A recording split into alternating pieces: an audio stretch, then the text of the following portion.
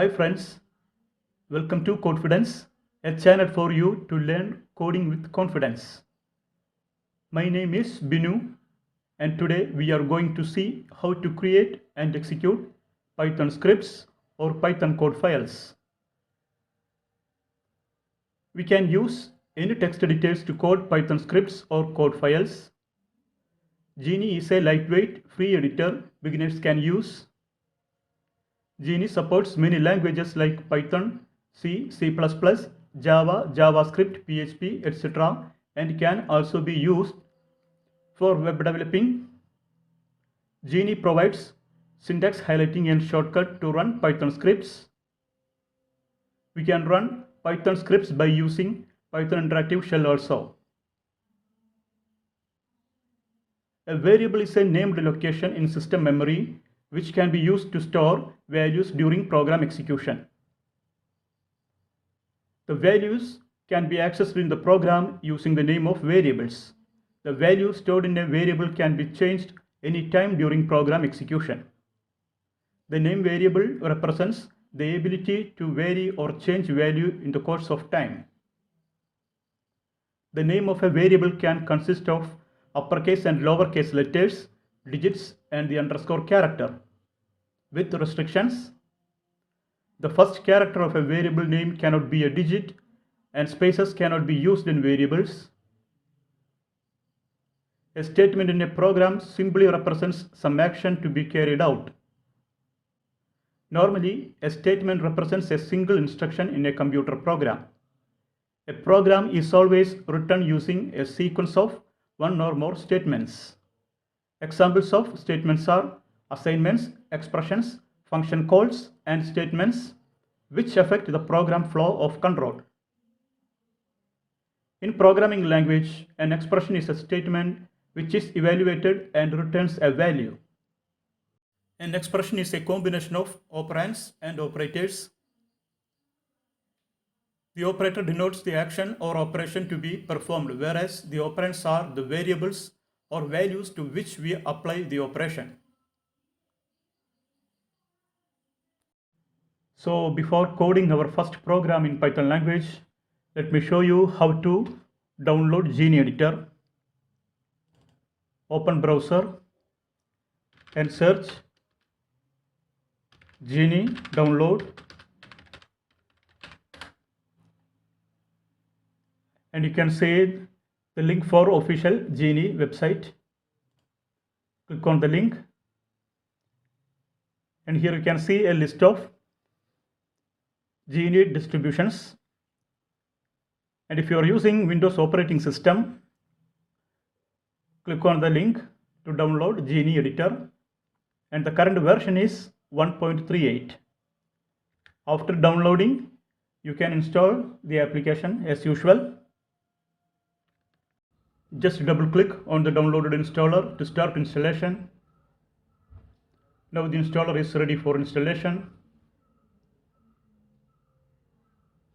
Click on next button to start installation. Then click on I agree button.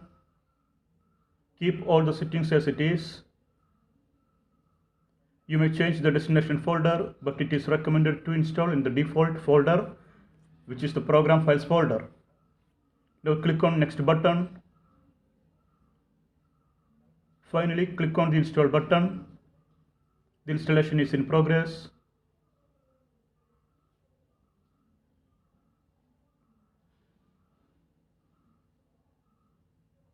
This installation comes to an end. Installation is completed now. Click on finish button. We can see icon of Geany on the desktop. If it is not there, we can create a shortcut icon. Open this PC and then Windows installation drive, then open program files folder and locate and open Geany installation folder. Next, open bin folder, which contains the executable program file of Geany editor. We need to create a shortcut for this file. For that, right click on the file and select send to desktop option. This option will create a shortcut icon on desktop for the selected file. Now you can see the desktop icon of Geany on the desktop. Double click on the icon to open Geany editor. So the editor is opened successfully and ready for application development. Let's just close the editor.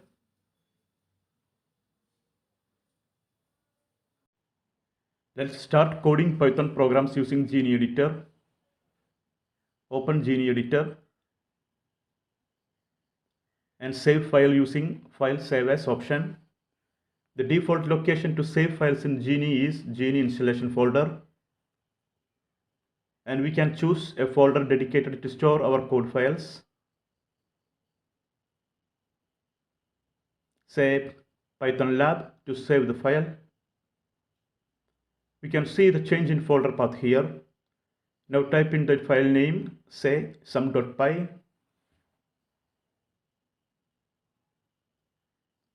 The file extension .py must be added here, as Geany will not add the extension itself, because Geany is not an editor meant for coding Python files only. We can use Geany as an editor for creating code files for languages like C, C++, Java, JavaScript, PHP, and for developing websites and web applications. So we must add the extension .py manually. Then click on Save button. Now I will add here the code for adding two numbers and then explain the code in detail.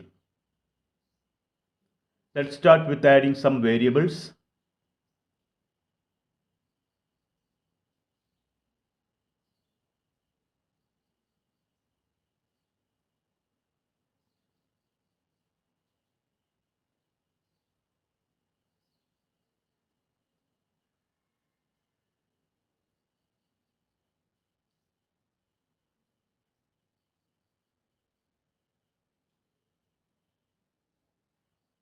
Again, save the file by using the shortcut Ctrl+S. If the file is not in saved state, we can verify that by looking the red color of file name on the file tab, which means the file contains some unsaved changes. Then save the file again and see the color changes from red to black to indicate that the file now is in a saved state. Now we can execute or run the program. We can see the options like build and compile on the toolbar window, but as Python is an interpreted language, we can just click on the execute button. You can also use the shortcut F5 to run the program.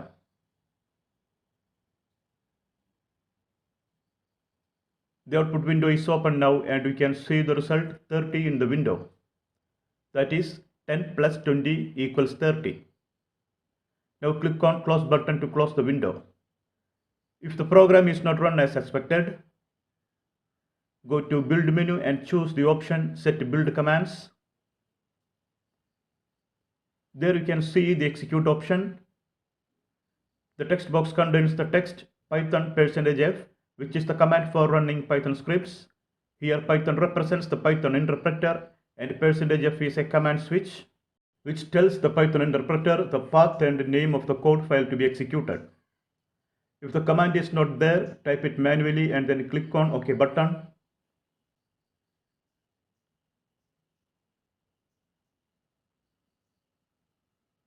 Now you can successfully execute the program.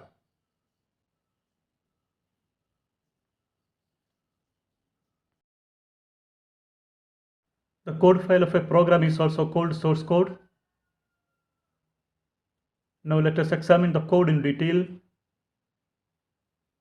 The code file contains 4 lines of code, and each of these lines are called the statements. The first statement declares a variable a and assigns a value 10 to it. The assignment operator is responsible to assign the value 10 to variable a. In the same way, the second statement declares a variable b and assigns the value 20. The third statement is called an expression, which is a combination of variables and operators. When the expression is evaluated, the values contained in variables a and b, that is 10 and 20 respectively, are added together and the result 30 is assigned to the variable s on the left side of the expression. And finally, we print the value stored in s as the result on the screen or console. The text given inside the quotes, sum equals, will be printed on the screen as it is. The content enclosed between quotes is called a string, a data type used to store characters. The string is separated with the variable as using a comma separator. String represented between quotes is called a string constant since its value will not be changed during program execution. When printing the value of a variable, it is just given inside the print function without any quotes. If we add a variable inside the quotes, then it will just print the name of the variable instead the value contained in the variable. The comma operator separates the values we given to the print statement. The values separated by comma inside the brackets of a function are called arguments of the function. If we run the program again, we will get the same result. The same value 30 is displayed again as the result. So if we want to change the numbers and display the sum of those new numbers, we need to change the code inside the file. To avoid that, Python provides a function called input, which enables the user to input values to the program through keyboard. Change value 10 and type input there. Also make change in the second statement. Now run the application again. Now you can see the cursor is blinking there. This is because the input function is waiting for a user to input some value. And here I will enter a number 35 and enter the number 72 as input for the second input function and press enter. We get the result as sum equals 3572, which is not what we expect. We expect a value 107 as the result.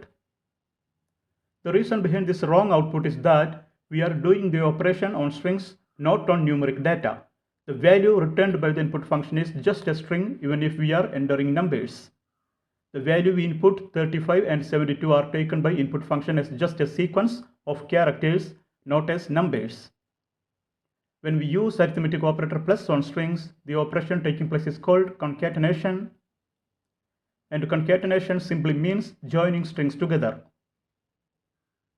In this expression, plus just act as a concatenation operator, not arithmetic operator. That's the reason why we got the wrong value 3572 as the output. Python provides a function int to convert a string into an integer, a whole number without decimal places. We can use the int function on the output of input function and the function int just before the input function, where the input function is just given as an argument to the int function. When executing this statement, the input function is called first and int function tries to convert the output string of input into an integer number. And if the conversion is successful, the number is assigned to the variable a. An error occurs otherwise, and the int function on the second line also. Now we will run the program again. Enter the same values 35 and 72 we given earlier. And we get the correct result this time, sum of 35 and 72 as 107. Now let us consider another thing. When we run the application, the input function just waits for a user to enter some value without giving any hint for the user about what to be entered in the prompt. The user will get confused on seeing such an empty prompt without a hint or message. To solve this problem, we can add a text message as an argument to the input function. Add enter first number as the message and add enter second number as the message for the second input function.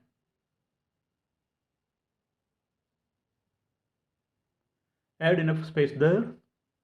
This colon has no special meaning here. It is just placed as a normal character. We are just making the message more appealing. That's all. Again, run the program and you can see the message of first input function. Let me arrange the window so that you can simultaneously see the code and the output. Now enter the first number, say 55, and press enter. And let the second number be 33. Press enter again. Now we get the result 88, the sum of 55 and 33. It's a good programming practice to display proper messages on screen just before inputting values through keyboard. so that the user can understand which value is to input next. Let me now close this window. So the program works like this. The variables a and b are assigned with values 10 and 20 respectively. Then the expression a plus b is being executed and the values 10 and 20 are added together. And the result 30 is assigned to the variable s with the help of assignment operator. Now run the program again, and this time I will enter a number with the decimal places. When I enter the value 12.3 and press enter, the interpreter shows an error message which states that there is a value error in the input. The reason for this error is that we are using the function int to convert the input value, but the given value is not an integer. As the number contains a decimal point, the int function cannot convert the number to an integer. That is why the error message is displayed here. Now close the window. We will learn how to solve such errors in the coming videos. Let us finish this program by adding one more line on top of the code file.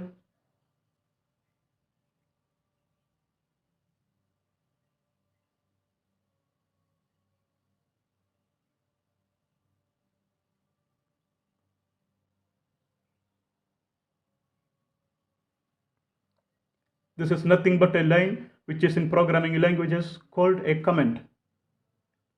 A comment is nothing but some text added in code files to describe the file itself or to describe the lines or sections of code. And in Python, a command line always starts with a hash character and extends to the end of the line. Here this command describes the purpose of this entire program. We can actually add comments anywhere in the code file. I will add a comment here.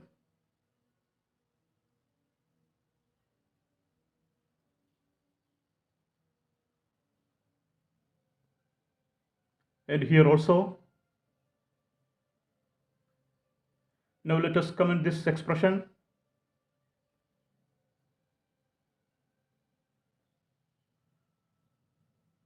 And finally add a comment for the print statement also. Now we have commented all the lines in our code file,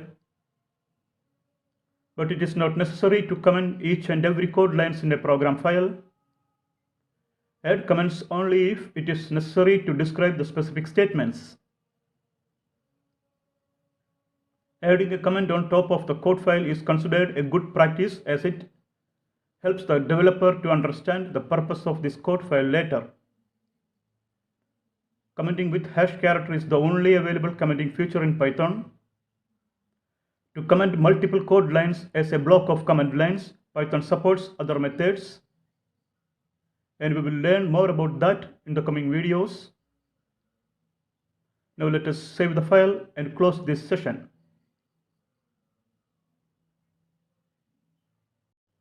So thanks for watching. Share your thoughts and add valuable sessions in the comment section. Like and share the video.